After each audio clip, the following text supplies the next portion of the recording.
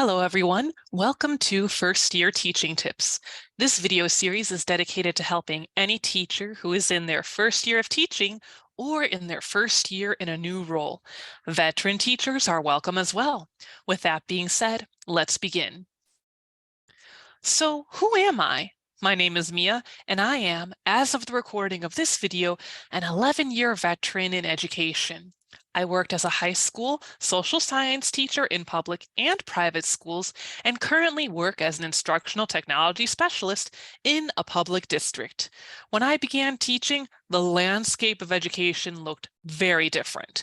However, I have found that there are some tips, tricks, and other bits of information I wished I had known when starting my career.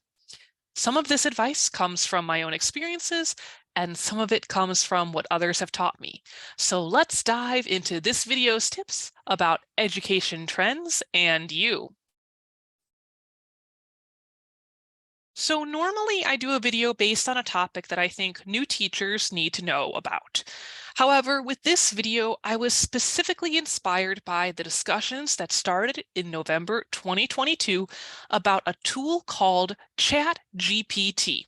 For those of you who are unfamiliar, ChatGPT is an AI writing tool which generates long-form writing based on a prompt. Canva Magic Write was also a tool I saw discussed online in December 2022. During the months of November 2022, December 2022, and January 2023, there were many articles in the news cycle and educational world about AI-generated content, whether it was digital art or digital writing.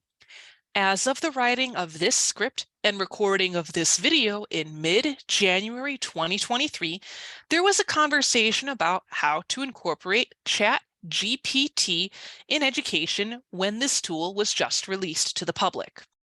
It was in its beta stages and even had listed on its website that eventually the site would become a paid service. I want to be clear that I'm only speaking for myself in this video and not any of the organizations I belong to or represent.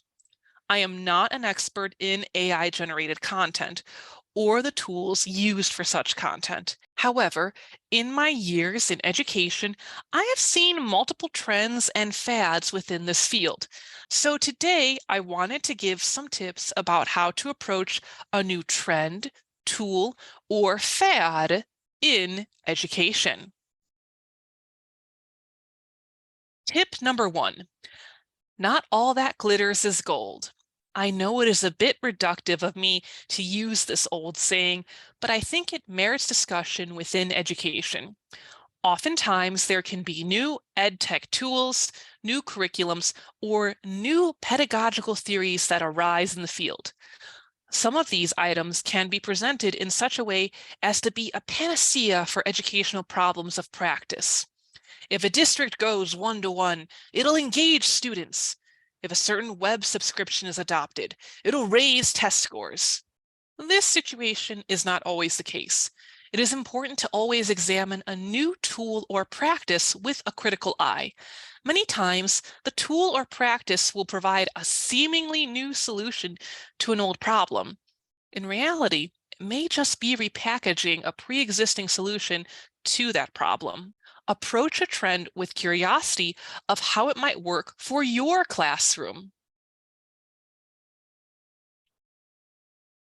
Tip number 2. Early adoption is not always inherently better than later adoption of a new trend.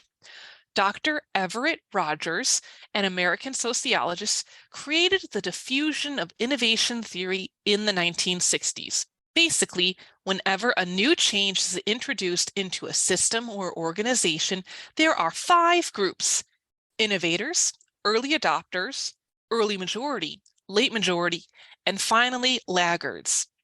As may seem obvious, innovators try a new tool right away or even create it.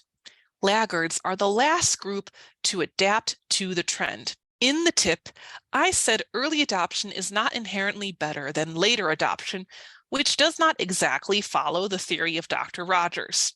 While it is important to be aware of new ideas and to seek to grow and change in one's practice, there can be benefits to waiting to adopt a new tool or practice.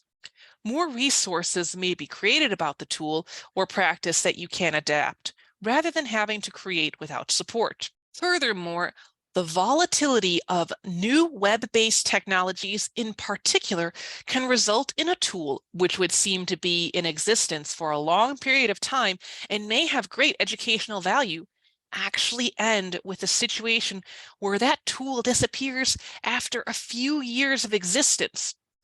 Some examples of social media sites include MySpace and Vine. Some examples of educational text sites include Vocaroo, a site for voice recording, and Google Expeditions, which was a VR tool for visiting locations around the world. So, being mindful of continually changing situations can mean you're actually better prepared to not become reliant on one tool while also not ignoring the impact of greater trends.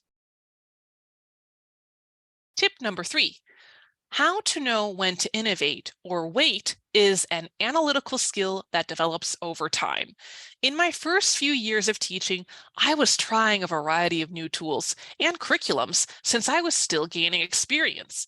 It was through this experience that I came to understand the landscape of my content area, pedagogy, and educational technology.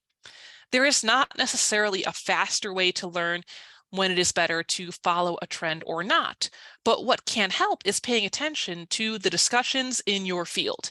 Seek out the experienced voices in education that are still working in the classroom in some capacity.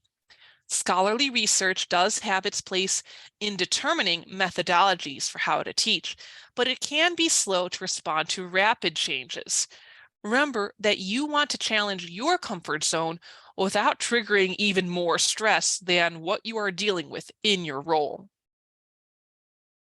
Tip number 4, if your school or district mandates a change based on a new trend, educate yourself and others about it.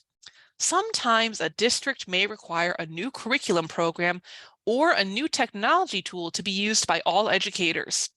In this situation, it is important to learn about this program and also to give feedback about its implementation. A new tool or program can create anxiety, but doing your best to learn about it may result in positive outcomes for your student population. When giving feedback, remember to do so respectfully, with focusing on what is best for the school community. Your perspective may not always sway your school or district in the direction you would hope the program would take.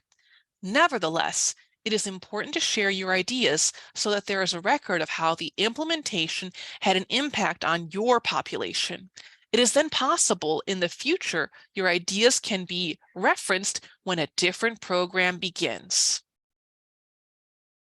Tip number 5, remember, education has been undergoing change since its inception, and it will continue to do so.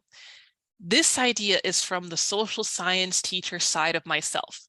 It can be very easy to think that with the dawn of the internet age, education has been undergoing rapid shifts only within recent memory. In reality, from a historical perspective, there have been adjustments in the way people of all ages have been taught throughout history. Innovations became the new norms, and then those norms became outdated. I know this video was more nuanced in terms of the information provided, but I hope it sparked self-reflection in your practice. What does it mean to innovate to you? What does stagnation look like? Only you can determine the answers to those questions. Thank you for watching this video. If you're interested in learning more, please like this video and subscribe to my YouTube channel. You can also go to my website, www.guidegrowtech.com, for even more information on a variety of topics. Finally, I hope this video helped you grow in your knowledge of this topic. Take care.